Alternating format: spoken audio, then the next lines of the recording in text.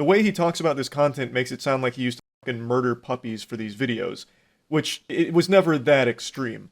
I very much would consider it edgy. It was 2016 edginess in all of its glory. I was very much around in 2016. In fact, a lot of you guys might remember me from 2016 because you saw me on anti-SJW YouTube channels. And let me just give you some perspective about what it was like in 2016 to be someone like me on YouTube.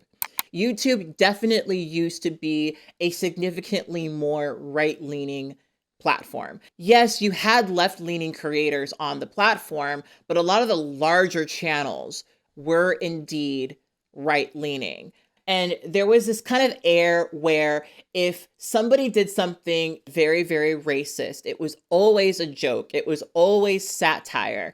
And what was frustrating about a lot of this is that whenever you were trying to criticize the people doing this, you always had this response of, you need to learn how to take a joke better. You need to learn how to swallow your offense, stop being so triggered, stop being so easily offended, and just let me be racist on YouTube, right? On the flip side, what was happening at the time is there were people like me who were making content criticizing white supremacy.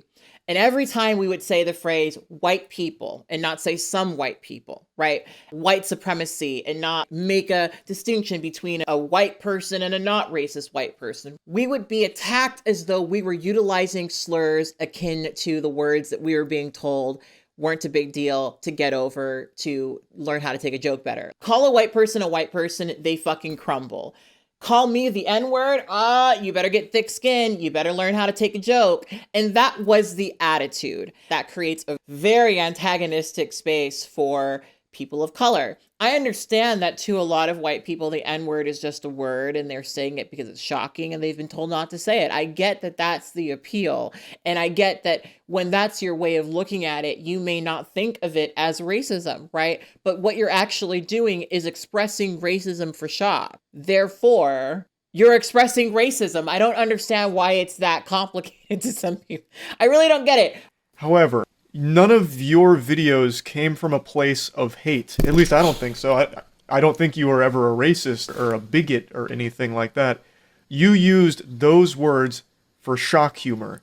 It's not unfair to assume that a person who uses slurs with no shame probably is a bigot. And I find it so fascinating that people expect for us to suspend this disbelief of white men that somehow if they say the N-word, we have to make sure that they mean it in a not racist way. This is hard for me to listen to as a Black creator because what was my experience in 2016? That people would just lie about things that I said and believed in, that people would just fabricate complete lies, and whatever they lied about would become the truth. It's so hard for me to have that experience in 2016 and then listen to somebody say, we need to investigate and interrogate whether or not this white man means this racial slur in a racist way.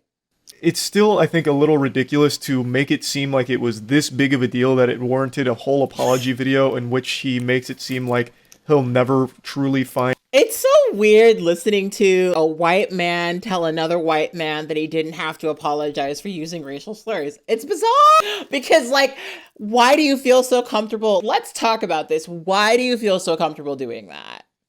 Why?